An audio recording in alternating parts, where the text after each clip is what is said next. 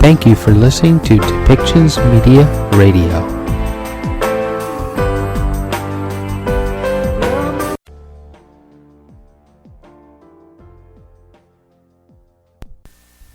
Welcome to Policy and Rights, the show about government policy and human rights.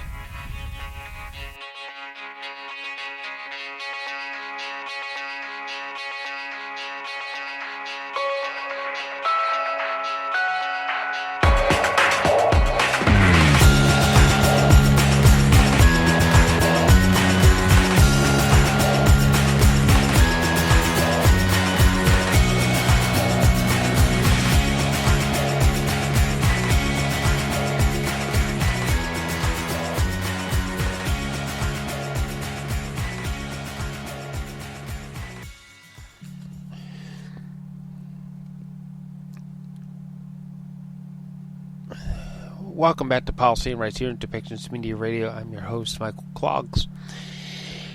Let's start with some updates from CNN. In Bolivia, a coup attempt. The attempted coup in Bolivia Wednesday after President Luis Arce called on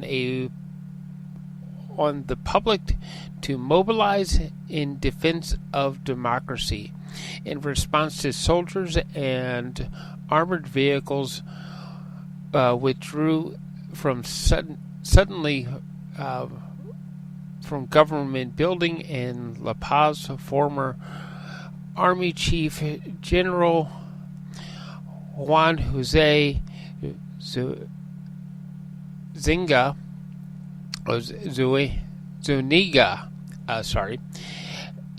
who led the coup attempt, was demanded shortly after he was seen storming into the presidential palace hallway.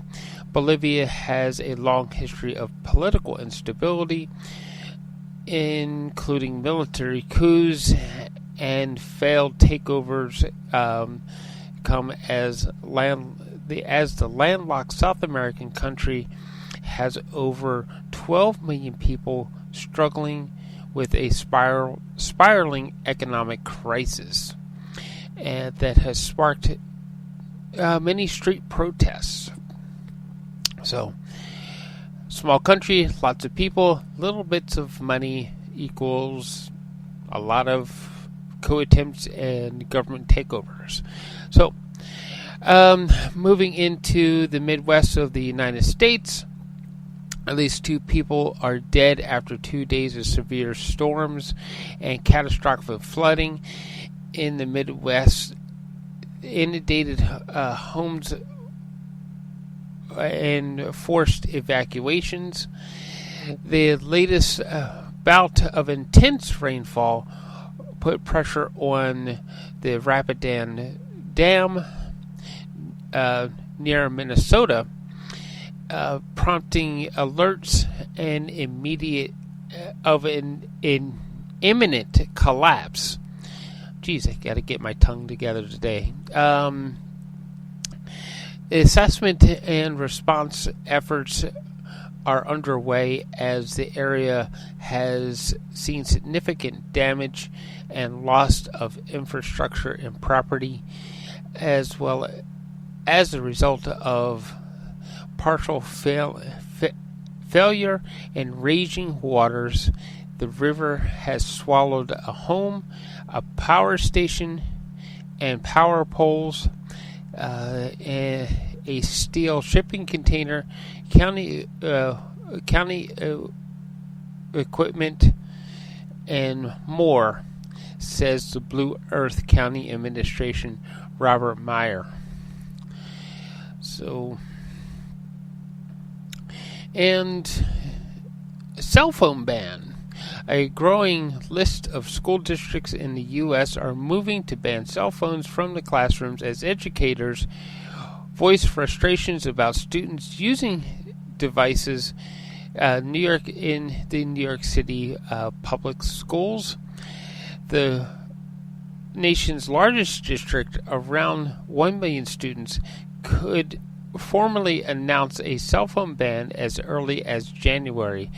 Phone usage during the school day has become a distraction, but not only a distraction, but an addiction, according to David Banks, the chancellor of the New York City schools. The New York's decision comes on the heels of the Los Angeles Unified School District cell phone ban announced last week. Roughly about 72% of high school teachers in the U.S. said cell phones distraction is a major problem in the classroom.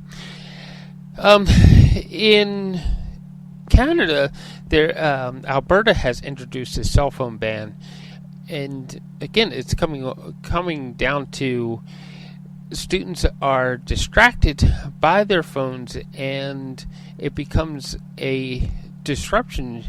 The phone ringing and things like that have been reported to be a major problem in the classroom. So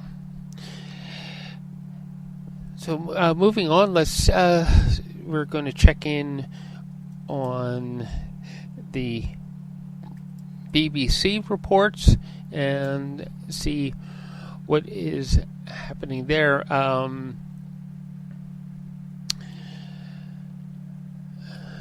And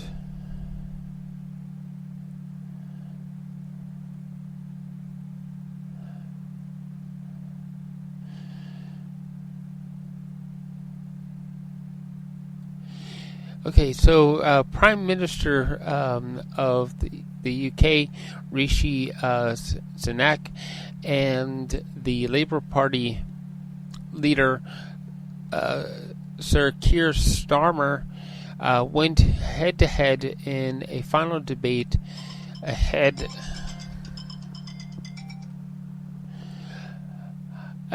of the general election on July. The candidates faced questions from the public, with one of the members of the audience poignantly asked, "Are you really the best we have got?" So that is becoming quite the issue, where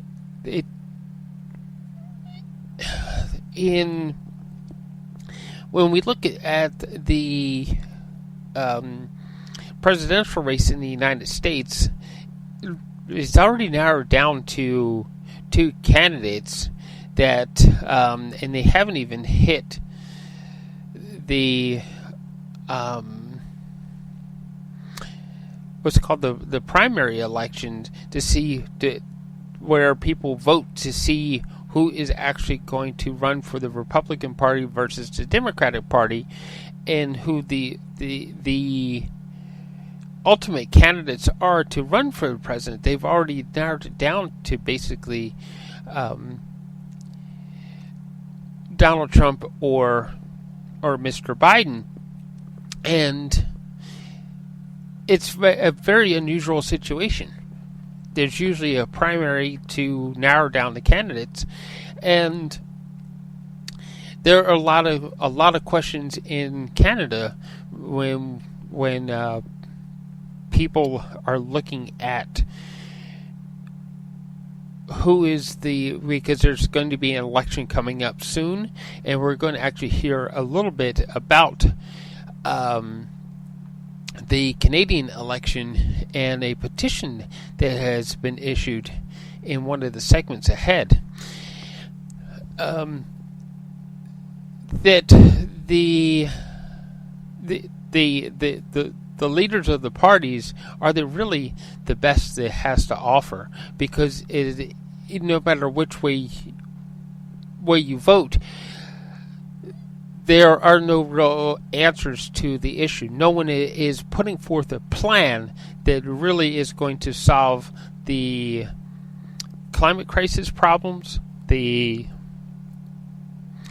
economic issues and some of the more poignant social issues with housing and things like that. No one's really come up with a plan. The Conservatives leadership doesn't have a real plan. The current Liberal Justin Trudeau, he keeps introducing different patchwork programs for programs. That makes it seem like he cares, and that doesn't seem to. But none of the programs are really actually solving the problem. They're only masking the problem, and the NDP leadership is kind of just sitting there, where you don't know where he actually stands on any of the issues. So it's a real problem for three of the biggest Western countries, where who is anyone who has any real leadership skills going to step up and run for an office? So, excellent question from the UK. Are you really the best that we have? Okay, so moving on to today's segments, we're going to hear about Rolling Thunder. And Rolling Thunder has put forth, not only do they want to do a drive-by of one of the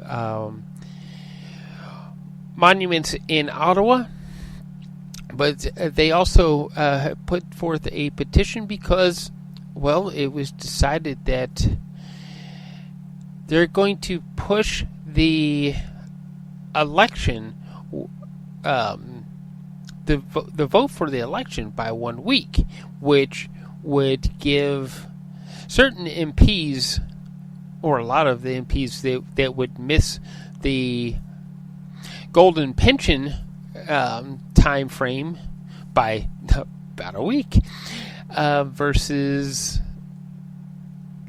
pushing it forward a week that would limit a lot of those golden pensions. It's miraculously how that actually worked out, that the MPs decided on pushing it a week off so that so many of them do get the golden pension, which means that Canada has to pay them forever, versus this new petition to start the election that would limit those who get the golden pension. And with the dissatisfaction in a lot of the political system of Canada by the people, the petition isn't surprising. But the question is, will it actually really get heard, or will it just get some mention on the Parliament floor and then glossed over? So that's one of the issues that we're going to be hearing about. The other side, we're going to actually hear from Justin Trudeau as they're speaking about marine rights, fishing rights, and other issues to do with the oceans, with dealing with First Nations and other fisheries and economic groups that have a stake in the ocean industries.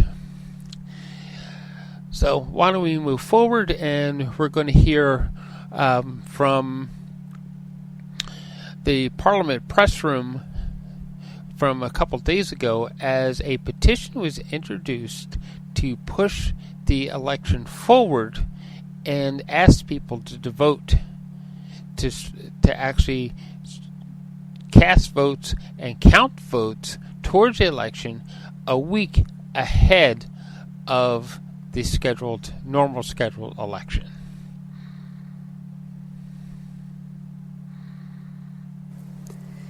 My friend and I have both felt the weight of these challenges in our own lives. She shared her story with me, one of juggling multiple jobs just to make ends meet. Her determination to support this petition comes from a place of deep personal experience and a desire for a better future for us all. In a recent statement, Justin Trudeau had said, "Canadians aren't ready for an election." However, according to Abacus data, the Liberals are polling at only 24%, significantly trailing behind other parties. Justin Trudeau and the Liberal Party continue to be brought forward on several ongoing ethics investigations and concerns. And Canadians have lost confidence and trust in Justin Trudeau and the Liberal NDP government's ability to govern Canada responsibly and to show equality to all Canadians.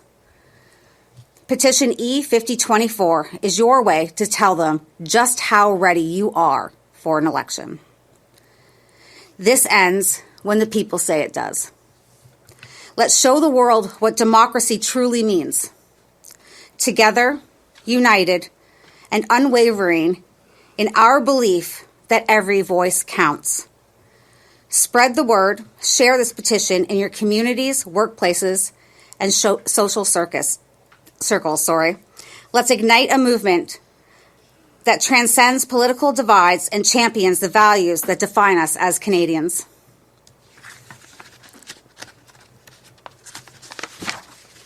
Join us in signing petition E5024 today.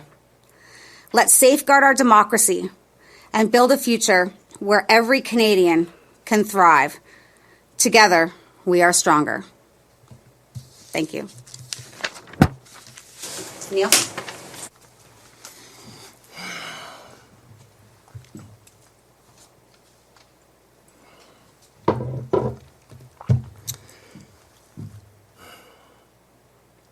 Hi, my name is Neil Sheard. I organized the original Rolling Thunder 2022. And a friend of mine, Derek Noon, who's supposed to be in here right now, has just been banned. Came down yesterday. Class A. Could be 10 months, could be a year, could be 2 years. His lawyer is being notified right now. I just had to say that because Derek's supposed to be here with us today.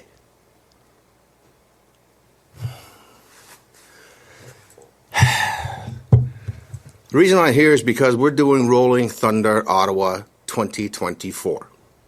Supposed to be coming in tomorrow, but weather depends. If it gets canceled today, we'll find out. When I first started Rolling Thunder 2022, that was after veterans had been attacked on the monument. They were beaten in the streets, handcuffed, and thrown out of the city. No charges. They're basically kidnapped after being beaten and left out of the city. So we decided, it wasn't just me, it was my idea, but a lot of veterans, and I'm not speaking for all veterans. I'm speaking for the veterans that were there. We gave back that monument its dignity. And I know there was a lot of times where we were fighting with the city, saying you're going to be Rolling Thunder, not Rolling Thunder, the Convoy 2.0. You're going to come in and you're going to park your bikes. I'm very sorry, but you don't see a crew cab on the back of a motorcycle. We said we were going to come in, do our monument, say a prayer, lay a wreath, run the bikes, and leave. And that is exactly what we did. Exactly. The city spent $3 million. 800 police officers to guard our motorcycle ride. 3 people were arrested. 1, there was no violence. And I think 2 of them were done for breach because they weren't allowed in the city because they got arrested during the convoy. $3 million. 800 police officers. For a peaceful motorcycle ride to give back dignity to our war memorial. Last year, I said we're coming back in. All I want to do is just ride around, no speeches. We gave dignity to the monument the year before. We just want to ride around the monument, rev our bikes, and salute the men and women that gave their lives for this country. The city said no. We will give you one street closer. They gave us Albert Street, which they should have done last year, or the year before, but they turned it to Slater. So they gave us Albert Street. And they said, well, if you play by our rules, we'll let you have maybe a little bit closer. And I was thinking to myself, I'm going to be 75 years old by the time I roll around that monument.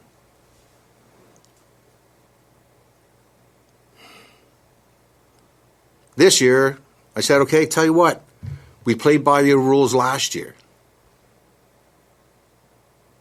Give us Queen. They said no. They'll give us exactly the same route as last year. We turn it Albert.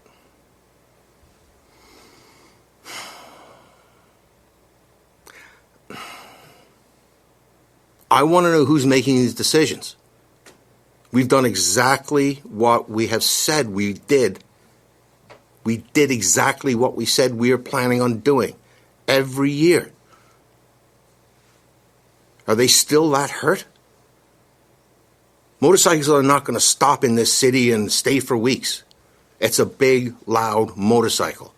Come in, salute the monument, leave the city, and go off and have a barbecue. But somebody in this city hall, or maybe in the government here, honestly, I'd like to know who's in charge. Seriously. And it's not just me. Canadians want to know who's in charge of our government. Because scandals coming out that we have traitors in our government colluding with China, India. Me, as a soldier, if I'd have been charged with treason, my life would be over. It'd be in the papers. If one of these reporters in here were charged with treason, your name would be out there.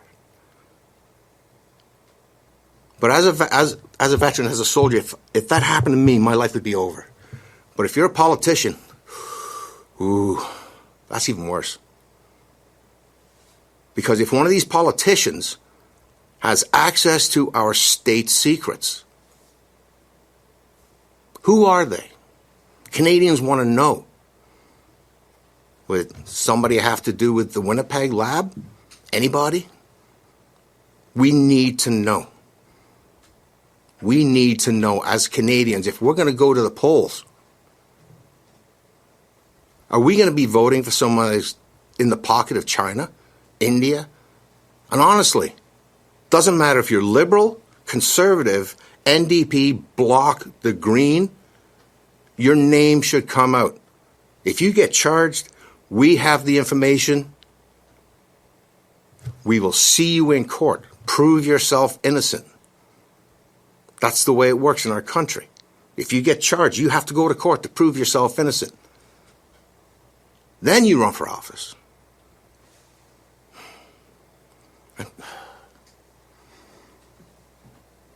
As you can see, I don't have a speech. This comes off the top of my head. This all comes from the heart. And who else runs our country? 2017, Klaus Schwab said he has penetrated our cabinet with more than 50% of the cabinet are young global leaders. Our Deputy Prime Minister is on the board of the World Economic Forum. She is also very, very good friends with George Soros. Before she came into politics, she had a book deal, but then she came into politics. She would have dinner with George Soros.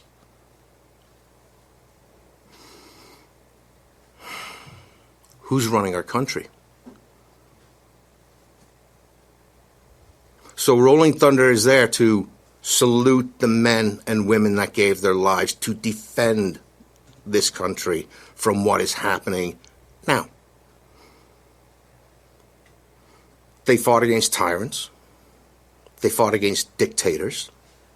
They gave their lives willingly. And that's why we're going back into that monument.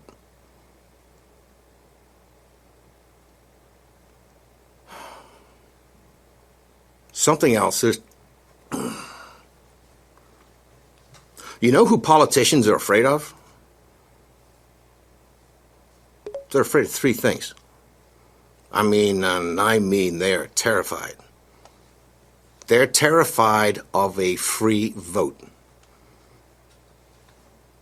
They're terrified of free speech. And up until about 10 years ago, they're terrified of you, the media. And I got a question for the media out there. All you media out there, you don't have to answer this. Why did you become a journalist? Curiosity, want to know the truth? Because I remember back in the day, up about 10 years ago, if you have a problem with, say, a business or a politician or the law or something you couldn't figure out for yourself, the last resort was, I'm going to the press because you guys were the ones that would find the truth. Politicians aren't afraid of you anymore. And it's not just Canada. They're not afraid of the press anymore. Pretty much, that's all I got to say. But remember one thing, folks. God loves every single one of you. And he has a plan for every single one of you. You'll find it. It'll be there. If you don't believe in God, you'll be judged. Thank you very much. Neil Sheard. Rolling Thunder should be tomorrow. If not, it will be on July 6th. Thank you very much.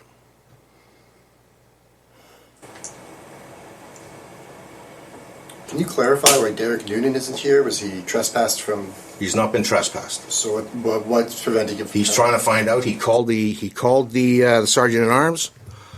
The sergeant at arms gave him a couple of seconds, then hung up on him. So his lawyer, Derek's lawyer, has been notified. Okay, thank you. So what is the plan for tomorrow? Because I'm just trying to get some clarity. And you are from where? City News. Okay. Because you had mentioned that the city said you're going to stay on Albert this year. You don't want to do that, obviously, understandable reasons. So what is it? Are you going to follow what they said, or are you going to go around the monument anyway? Like, what's the plan? Rules of the road, and they said that we could next year, as in this year, we should get a little closer. You play the game, you get a little bit closer, and I thought, okay, well, last year we turned it Albert. I said, can we turn it Queen? Nope, can't do it. So I'd like to know who is keeping this exclusion zone going. Could you find that out?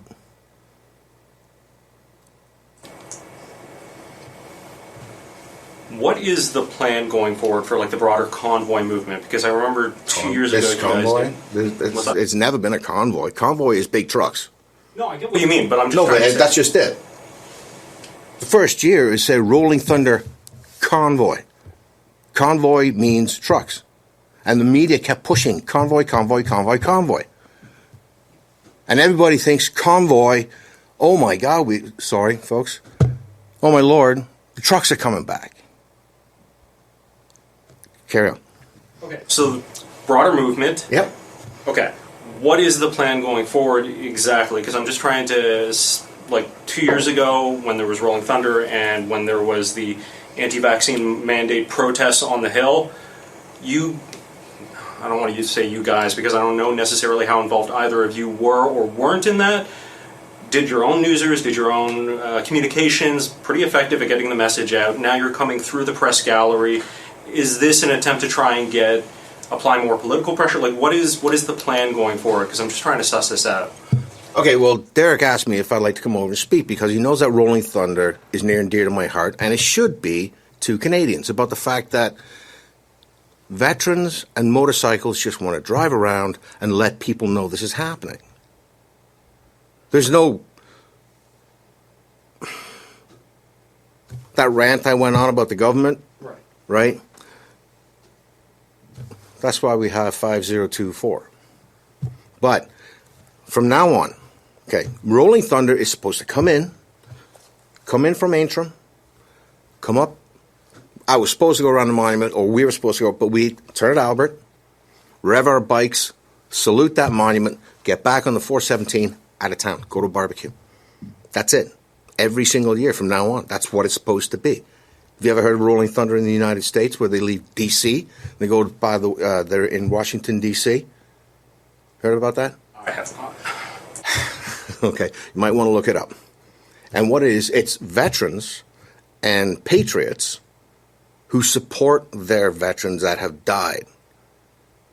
Big monster rally. Thousands and thousands and thousands of bikes showed up. And I would like to see something like that in our country. That's where it comes from. Rolling Thunder, that's what they call it. I call it Rolling Thunder Ottawa, because that's where our monument is. I've had my two. Can I keep? All right. So what is the plan with the petition? Because every time we get a petition that has a lot of signatures that goes to the government, they write some blank statement saying, "Yeah, we hear you," and at the end, be on your way. Be on your way, plebs. Right? So what is the plan here? Because, please. So, sorry, your question is. What is the ideal plan for the petition? Because every time a petition goes to the government and it has something to do with something they really don't want to do, even if it has a lot of signatures on it, they write this blank statement about, "We hear you, we'll look into it, thanks for writing." If that happens again, like, what is the plan going forward? What is the objective going forward? So are you referring to the past petition, E4701? It was the highest signed petition. Well, yes. Yeah. So if that's the one you're speaking to, I was also the author of that petition as well. Right. So it did exactly what it was supposed to do. It brought awareness across the country. It united Canadians together on a common issue. It did exactly, it was read in the House. The voices of Canadians were heard. Yes, we did get a response from the Liberal Party through Jennifer O'Connell. No, we didn't like the response. The response pretty much told us, we had exercised our democratic right in the 44th general election, and that Canadians would have to wait until the 45th election. So the purpose of 5024 is, again, to have your voices heard in the House of Commons. It's to ensure that our politicians are hearing us, that they're listening. Again, there's been the rules. They don't have to do what we've asked, and we were well aware of that. But forever now in eternity, these voices of every Canadian that signed that petition will ring through the halls of these buildings. And that's a big deal to people. That's a big deal for Canada. It's, again, to bring awareness to the situation on hand. It's to unite Canada once again. It's to get that message out. You're not hearing us. We need you to listen. And if 347,847 signatures wasn't enough for you, then we'll bring you millions. And will that be enough? If they can move our election a week later, they sure as heck can move it a week forward. We've never, ever moved our election for this recognition day, ever, in 44 elections. Why now? Well, we know why. 80 plus MPs are about to lose their pensions. Now, I don't know about any of you, but the reality of real life is if I do a bad job, if I don't do my job correctly, and I get fired, I don't get the perks of that company. So if they're concerned about losing their riding, then maybe they should have been concerned about what their constituents were asking of them. Then maybe they should have done their job. You got another? Or? Okay. So we know some members of the official opposition have been receptive to your message, and certainly they would love to see an election much sooner rather than later. Have you tried like applying pressure? Because, like, to be blunt, everyone knows if the NDP pulls the rug out from under the Liberals, we go to an election. Have you tried to apply pressure to NDP MPs saying, like, hey, Sure. you know, like, people don't like this guy, right? Sure. We have had several campaigns of people calling, emailing, letter campaigns. I personally have called several NDP MPs asking to have a sit down and an open conversation and dialogue discussing the issues that are facing Canadians right now. And I have not received an email back, no phone call back, no nothing. They will not respond. And that's alarming. That's alarming. I mean, your job is to listen and have your doors open to Canadians and to your constituents. And when you're closing the door and locking them when they approach your building or when they phone or email, you're just blatantly ignoring Canadians. That's a big problem and a big red flag for the rest of the country. And so it should be. Have you had any meetings with any MPs from any parties? Yes, I have with my own MP, Michelle Ferreri. I have spoken to Larry Brock. Again, I work within the realm of I go through my MP, which is Michelle Ferreri. I'm from Peterborough Kawartha, and she's my MP. I spoke with Larry Brock and his office regarding the carbon tax election. He was very receptive of talking to people. Yeah, I know that Miss Lynn Brooks, who also was not allowed inside today, she has made appointments and spoken to several Conservative MPs that they've opened their doors and welcomed her to have a conversation, and several other people. So we don't seem to be having a problem with communication with the Conservatives. We seem to be being roadblocked in communication with the NDP party and the Liberal Party. Could I get your name? My name's Melissa Outwater. Okay, thank you, because there were a few names on the notice. I wasn't Yes. sure who you were. And I hate to ask this, but I'm sure you've seen by now, there's a video of somebody spitting on Marco Mendicino on Spark Street yesterday. I have to ask, I don't like to ask, but was that anyone affiliated with anybody that you guys know or anything like that? I'm unaware of that incident. I didn't arrive to Ottawa until this morning, so I'm sorry I can't answer that for you. Neil? No, I didn't even know it happened. Okay. And Like I I mean, said, just it came to be into very clear, that is not something that any one of us condone. We don't condone that behavior from anybody. So, to whoever did that, please, let's be a little bit more respectful and a little bit more Canadian. You did apologize. Oh, good, Yeah. good. Is that it? I think that's it, yeah. Well, thank you, everybody. Okay, just one more question.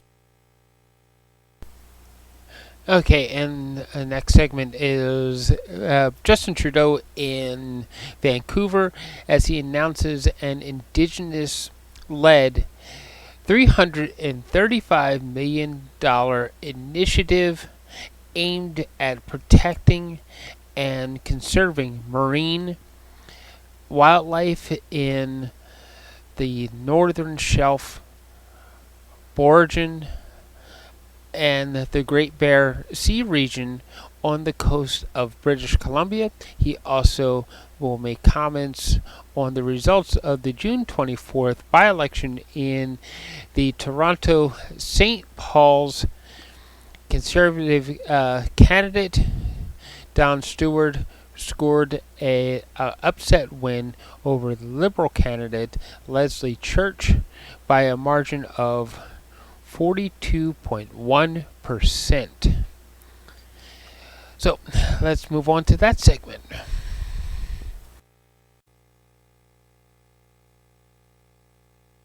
Good morning, everybody, and thank you very much to the drummers that brought in our leaders today, Joix and Hawa.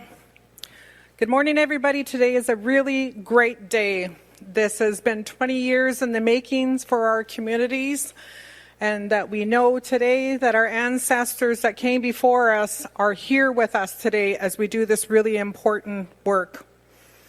I first want to acknowledge the beautiful territory that we're on, Tsleil-Waututh, Squamish, and Musqueam, Doixon, for allowing us to come on your beautiful territory. Today is a very historic day today, and we're very happy to be doing it on your territory. I first want to introduce Chief Marilyn Slett from the Halschuck Nation. She's also the president of Coastal First Nations. I'd like to call her to the stage, Chief Marilyn Slett.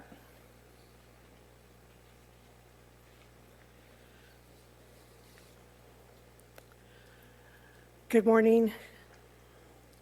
Gaiaxika for the welcome and for the paddle song bringing us in here this morning. It's a good way to give us some of that really good medicine and blessing. Today marks the culmination of decades of collaboration. We have worked for over a decade with Canada, BC, industry stakeholders, and coastal communities to design a conservation plan made by the coast for the coast. Today, we are proud to announce that we are bringing $335 million in new funding through the Great Bear Sea Project Finance for Permanence, or PFP, to support our conservation and community development plans.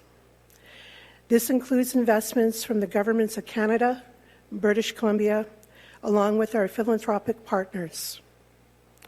Once invested and leveraged, this upfront capital will turn over $750 million over the next 20 years. This is huge and exciting for the coast. These funds will support collaborative management of new marine protected areas and will sustain jobs and careers in marine stewardship, conservation, research, and monitoring. Our essential work to restore and protect fish, wildlife, and a healthy sea we all depend on. I am so proud to be joined here on the stage today by leaders from the Government of Canada, British Columbia, and our leaders here with us here today who have joined us on this journey together. And I am pleased to now introduce one leader whose personal commitment to our work has been unwavering, the Prime Minister of Canada, the Right Honourable Justin Trudeau. Gaiaxika.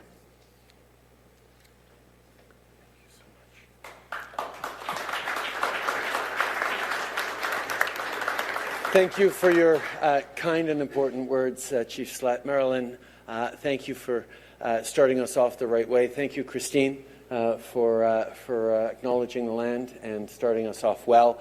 I want to start as well by acknowledging that we're on the traditional unceded territories of the Musqueam, Squamish, and Tsleil-Waututh nations.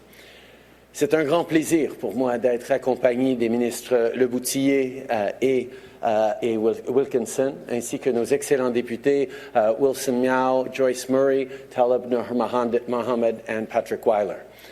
From the BC government, it's good to see Minister Heyman. George, good to have you here, and a number of your colleagues as well, because this is a big announcement that we've worked very, very hard on to come together, but few have worked as hard as some of the Indigenous leaders in this room, and I want to specifically thank Dallas Smith for his incredible work and leadership as president of the Nanwalocus Council for joining us today. Now, every time I get back to British Columbia, I have so many fond memories of my years living, studying, and teaching here, but what always strikes me, particularly on a glorious day like today, is the natural beauty of this spectacular place. The mountains, ocean, wildlife, fresh air are exactly what draw people from all around the world to come here. It's what makes British Columbia such an incredibly special place. So preserving the natural beauty of this province and of Canada requires constant vigilance, consistent work, and especially strong collaboration. Préserver la nature et la beauté de notre pays, ça prend du travail. Depuis le début, notre gouvernement prend les mesures nécessaires pour protéger notre environnement. Here in BC, our government signed a historic nature agreement late last year with the BC government and Indigenous leaders to provide up to $500 million to protect old-growth forests and species at risk. À travers le pays, on a lancé un réseau de nouveaux parcs urbains nationaux, dont le parc urbain national Ojibwe, pour lequel on a annoncé un financement dans notre dernier budget. And while The previous Conservative government had only protected about 1% of our waters. Our government has taken a different approach. As of today, we've protected over 15% of Canada's oceans, and through partnerships like the one you see here today, we're well on our way to meeting our commitment to preserve 30% of our lands and waters by 2030. Mais on sait qu'il reste du travail à faire. Aujourd'hui, on annonce une nouvelle initiative qui va protéger une plus grande superficie de nos océans. Together with 17 First Nations and the BC government, we are launching the Great Bear Sea Project Finance for Permanence, building on a proven, innovative, and Indigenous-led model that has already delivered over $100 million in investments. This latest initiative will simultaneously add about 14,000 square kilometers of new marine protected areas to the 16,000 square kilometers of existing protected area in the Great Bear Sea, and deliver hundreds of millions of dollars in investments to support Indigenous-led conservation and community development projects that will create countless good-paying jobs. This initiative demonstrates what we've long known: reconciliation, nature protection, and economic growth go hand in hand. As I said at the beginning, we cannot take the natural beauty of our great country for granted. Yet that's exactly what happened under the previous Conservative government. They gutted environmental protections, muzzled scientists, and abandoned the existential fight against the climate crisis. Well, we cannot and we will not let that happen again. Notre gouvernement va travailler sans relâche pour protéger notre environnement grâce à des initiatives importantes comme le financement de projets pour la permanence de la mer Great Bear, et on va le faire en partenariat avec les communautés autochtones. We will do what it takes to ensure that Canada remains the best country on earth, the most beautiful country on earth. And before I wrap up, I would like to say a few words about last night's by-election. First, I want to thank all the volunteers and candidates for putting their name forward and participating in this important democratic exercise, including our tremendous Liberal candidate, Leslie Church, who ran a strong and positive campaign. I also want to congratulate Don Stewart on his victory in this tightly fought race. But most of all, I want to thank the people of Toronto St. Paul's for exercising your right to vote and making your voice heard. Now, this was obviously not the result we wanted, but I want to be clear that I hear people's concerns and frustrations. These are not easy times, and it's clear that I and my entire Liberal team have much more work to do to deliver tangible, real progress that Canadians across the country can see and feel. We'll never stop working and fighting to make sure that people have what they need to get through these tough times. My focus is on your success, and that's where it's going to stay. Avant de conclure, je veux dire quelques mots sur l'élection partielle de hier soir. Tout d'abord, je veux remercier tous les bénévoles, les candidats qui ont proposé leur nom pour participer à cette partielle, y compris notre formidable candidate libérale Leslie Church, qui a mené une campagne forte et positive. Je tiens également, évidemment, à saluer Don Stewart pour sa victoire dans cette course très serrée. Mais surtout, je tiens à remercier les citoyens de Toronto-Saint Paul's d'avoir exercé leur droit de vote et d'avoir fait entendre leur voix. Ce n'était évidemment pas le résultat qu'on aurait souhaité, mais je tiens à dire comment j'entends les préoccupations et les frustrations des gens. La situation actuelle que les gens à travers le pays sont en train de vivre n'est pas facile, et c'est clair que moi et toute mon équipe, on a encore beaucoup de travail à faire pour réaliser des projets tangibles et réels que les Canadiens peuvent voir et surtout ressentir. On ne cessera jamais de travailler, de se battre pour que vous ayez ce dont vous avez besoin pour réussir. Et je reste concentré sur votre succès. Merci beaucoup tout le monde d'être ici, and now I'm happy to pass it over to my friend, Minister Leboutillier Diane.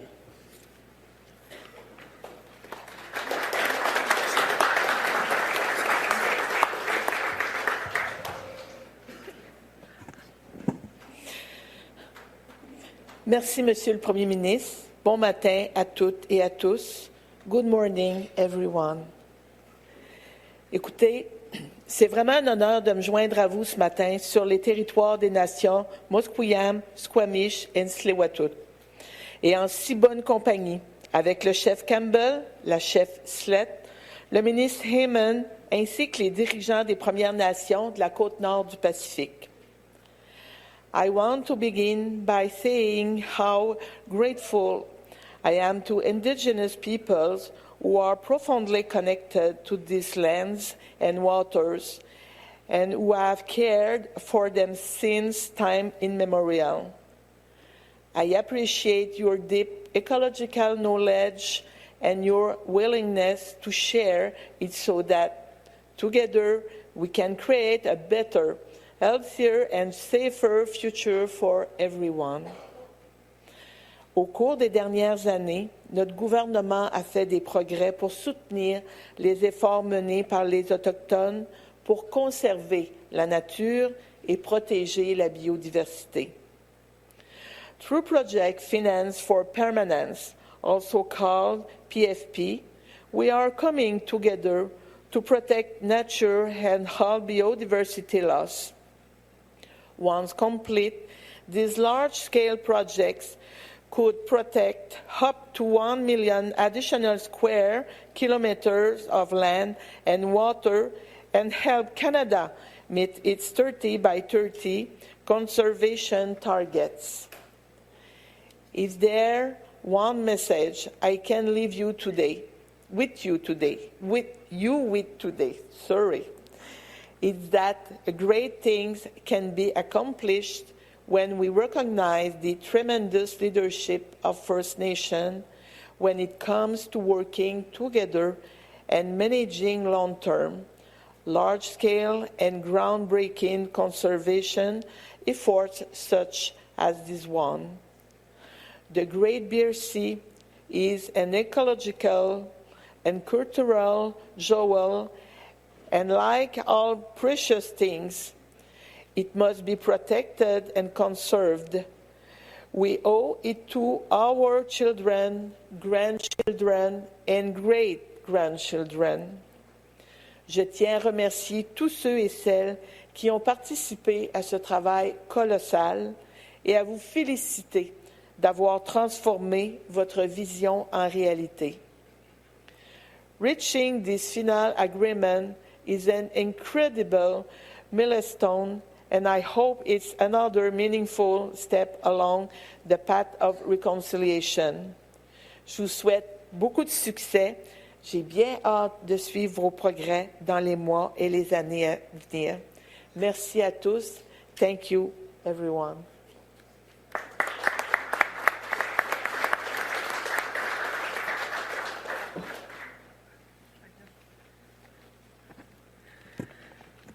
Thank you very much, Minister Leboutier. We'll invite the next guest up, but before I do that, I'd be remiss to not acknowledge former Minister Carolyn Bennett for all of your hard work. Joyce Murray, for all of your hard work on this file. It was your leadership that brought your department to this work, and I really do appreciate all of it, and I'm glad to see you here to celebrate this. Thank you.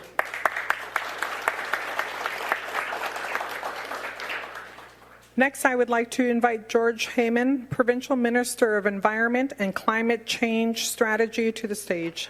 George?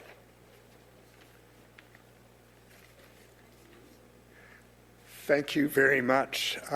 It is an honor to be here on the unceded traditional territories of the Musqueam, the Squamish, and the Tsleil-Waututh people to be part of this incredibly important step forward in conservation in our province and in our country.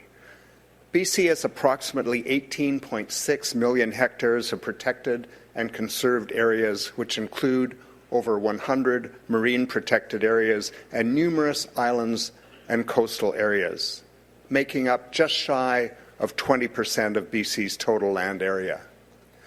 The signing of the Great Bear Sea Project Finance for Permanence Agreement continues our commitment to work in collaboration with First Nations, and with Canada to achieve resilient and healthy ecosystems that are necessary to support sustainable communities, industries, prosperous economies, and the health of all of us.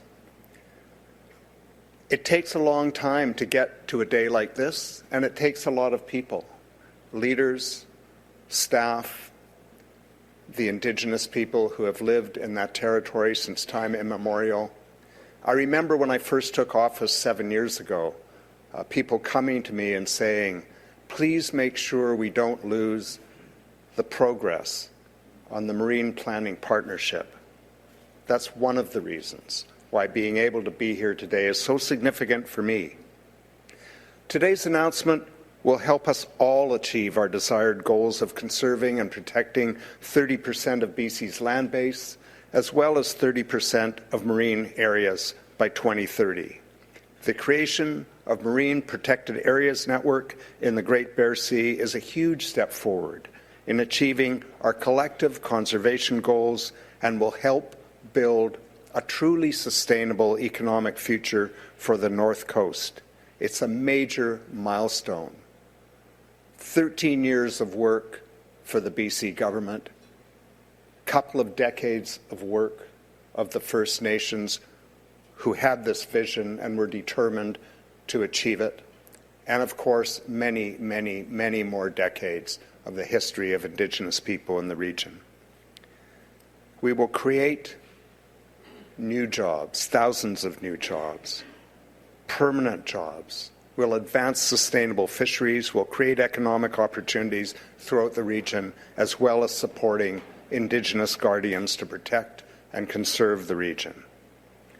In 2022, I had the honour of meeting with Kitasoo-Hehes and Newhawk First Nations, along with BC Parks, to celebrate the launch of a shared pilot program that designated 11 Indigenous guardians with the legal authorities of park rangers within the parks and protected areas of their ancestral territories.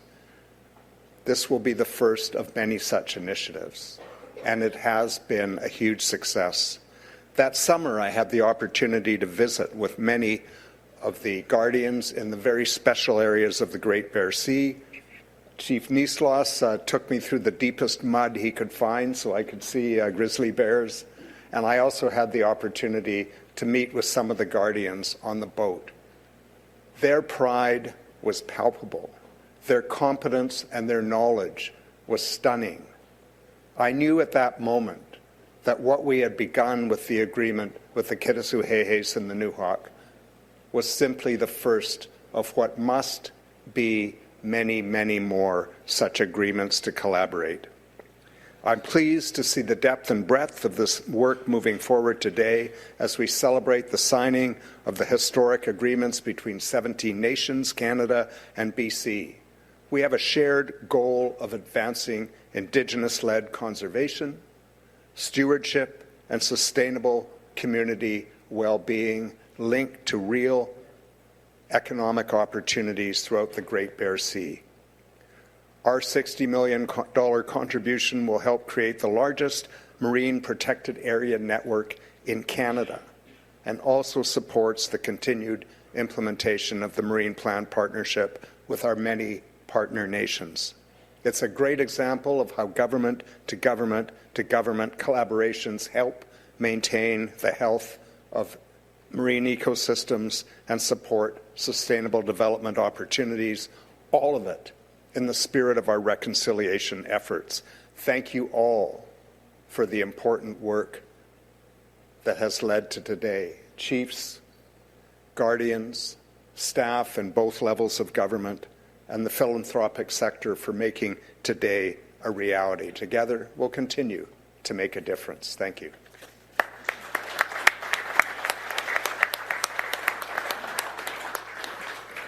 Thank you, Minister Heyman.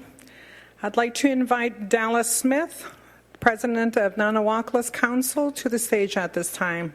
Chief Dallas Smith. Kelakasla. I first walked into the Great Bear Rainforest over 20 years ago. I had Merv Child by my side. I found solace in Chief Percy Starr being in the room. I think of the great chiefs who got us to this point today. And while we've lost some wonderful leaders and chiefs, they've been replaced by Gagwis, Chief Doug Niesloss, Chief Schooner, Chief Roberts. That next generation has stepped forward to carry on the discussion that we started 20 years ago. For many of us, this started as a land use planning practice called the Central Coast Land and Coastal Resource Management Plan. For years, we watched stakeholders talk about how they were going to use our territories. But then two things happened. First Nations decided we were no longer going to watch what people were doing in our territories. We were going to collaborate. And Delgamuukw. Delgamuukw helped a little bit too. Haiduttu, so on, so on. But I think the message of today is that if you continue to collaborate and work together, the color of our tie doesn't matter. The color of our skin doesn't matter. If we continue to show true leadership as our chiefs before us have, we can take on these monumental tasks. It's so important to have this balanced package going forward. We learned this in the terrestrial side. We all protected 30-some-odd% of our terrestrial territories and built a conservation economy around that. That gave us the confidence to see this through. When we did this in 2009 around the terrestrial Great Bear Rainforest orders, I've told this story a few times. I got home expecting fanfare. I was expecting people to pat me on the back and say, "Good job, Weiss." But they said, "You're not done yet. We're marine people. Our marine environment is the same as our terrestrial environment. It's holistic and it's together." And that just made us persevere even more. But the collaborations that we built, the opportunities to continue to share information and knowledge got bigger and bigger. And people started investing in our dreams as Indigenous people of self-determination and reconciliation. And over the years, we've shown that reconciliation, when it's truly done, is not done at the cost of anybody. True reconciliation works for Indigenous people, it works for old Canadians, it works for new Canadians, and it will work for future Canadians. And so it's so important to celebrate the milestones that we've made today to prepare that next level of leadership to understand the importance on a global scale that this agreements bring us today. The 30 by 30 commitment that we stood by the Prime Minister at COP15 was a good step off into the global environment. We're proud as Indigenous people to be working with people all over the world now for the model that we've developed here on the coast of British Columbia. And we look forward to continuing to work with Indigenous people around the world until self-determination, reconciliation, but more importantly, global sustainability is achieved. So to all of our partners, all of our supporters, even those few people who are sort of against what we're trying to achieve as Indigenous people, there's lots of room in our canoe for everybody. Gaelic Usla.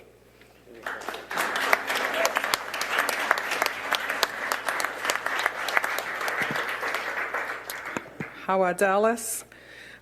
Before we go on to the gift giving, as is our tradition, we would like to read the declaration. If I can call Chief Marilyn Slett to read the declaration.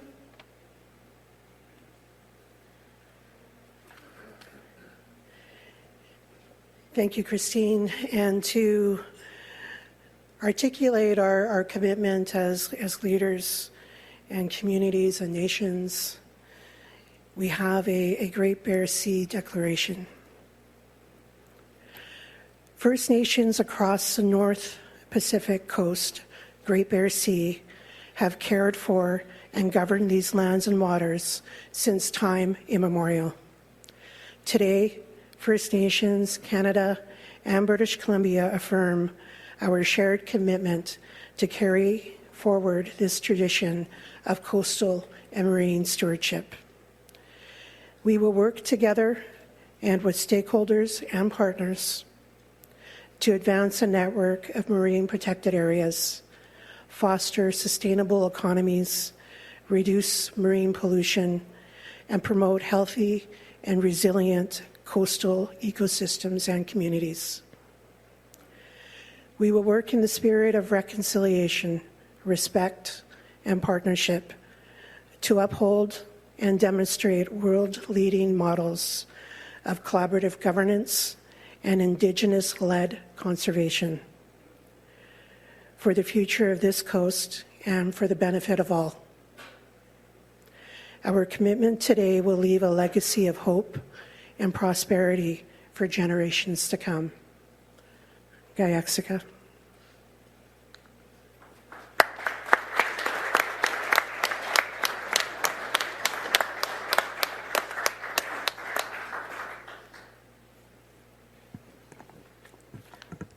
So if we have some presentations, first to the federal government, if I can call Chief Marilyn Slett so that we can provide them the gift.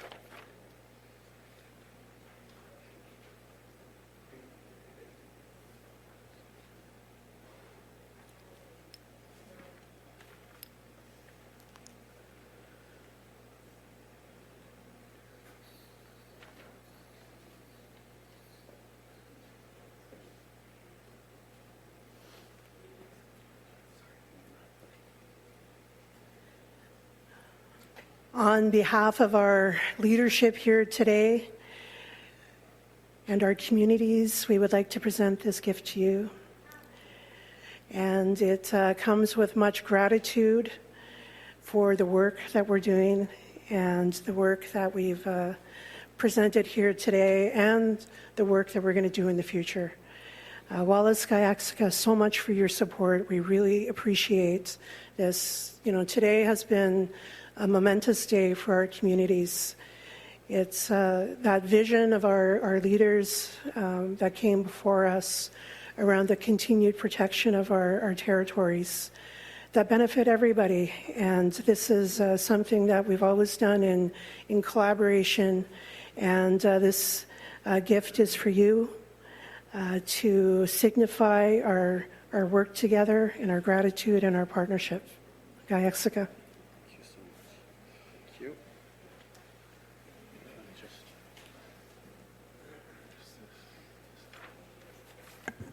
This time, I'd like to call up Chief Dallas Smith to present to the province. I got to present the gift. Oh, sorry.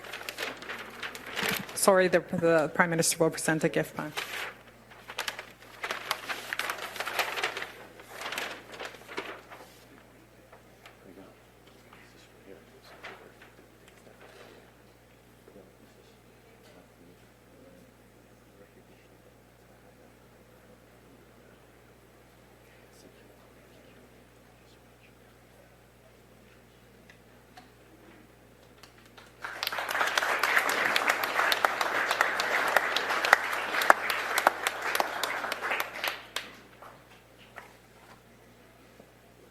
I'd like to give this gift in recognition of the work of the province has done.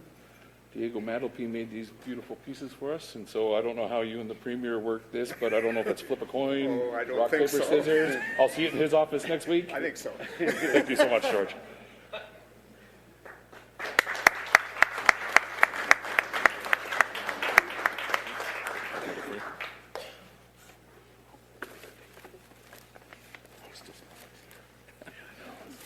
And to Dallas, Chief Slett, all of the nations that have been part of this work for many, many, many years, and this agreement in honor of this and gratitude and looking forward to more collaboration to come.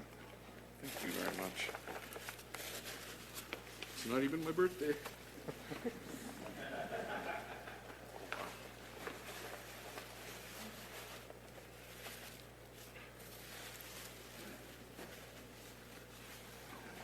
Don't tell Stephen Gilboa I had bubble wrap. No. Thank you so much.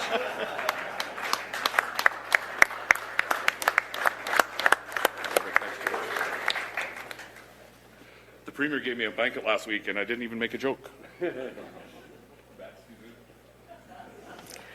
So thank you for everybody for their attendance today. Thank you to the elders that came with us to help guide us today.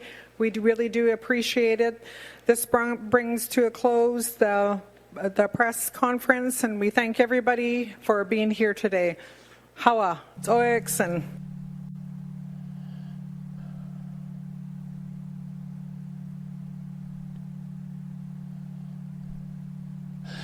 okay, final thoughts.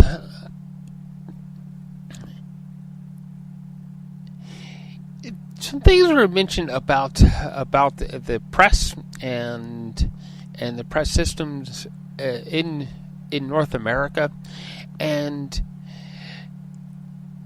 there is a point to be made here, and that point is that there was a time that if you walked into certain situations and you claim to be media, you're holding a camera because you are a media cameraman, or you were a reporter, that you were given some leeway. You may not have been allowed to cross a police line, but you weren't tossed to the ground and tackled by the police, or you weren't just simply shoved aside by the press, by politicians, or ignored by politicians. It would seem that there is this new era of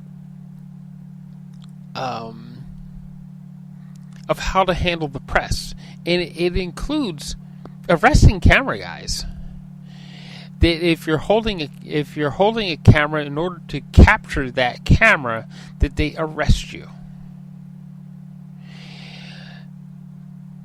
It was the trend started in the pandemic, and when we saw what was called the Freedom Convoy in Ottawa, as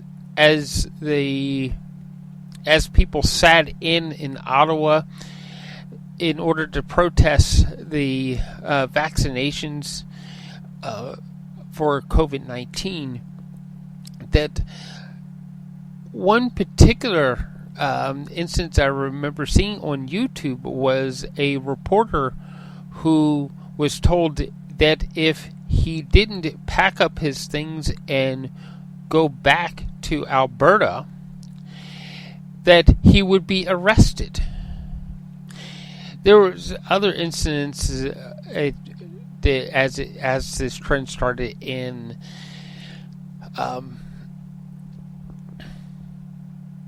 during the pandemic, that there were other instances where it was definite that the media was under attack and was being attacked ahead of any other bystanders that were at a protest or an event, as the police started breaking things up.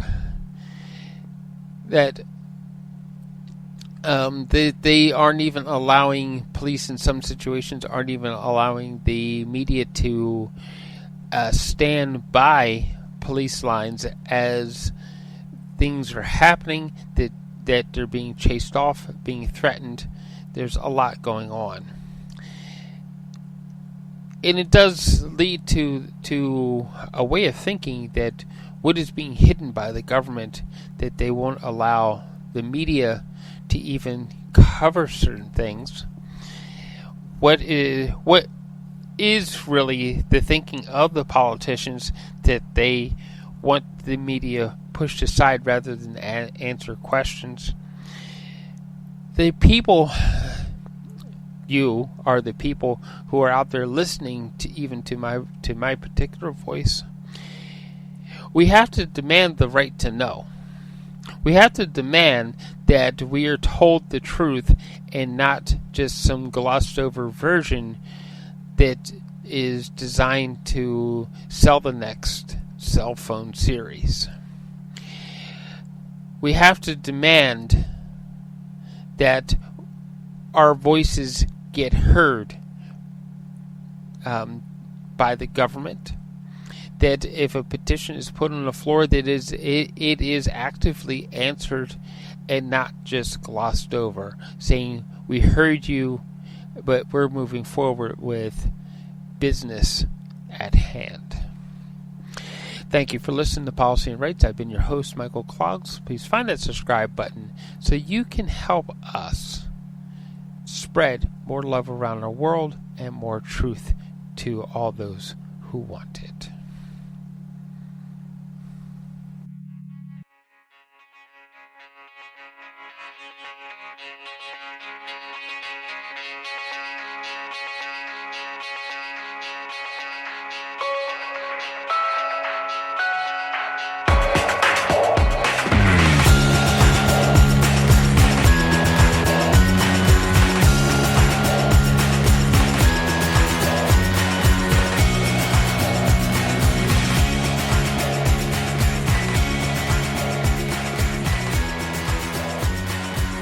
This show has been produced by Depictions Media. Please contact us at depictions.media for more information.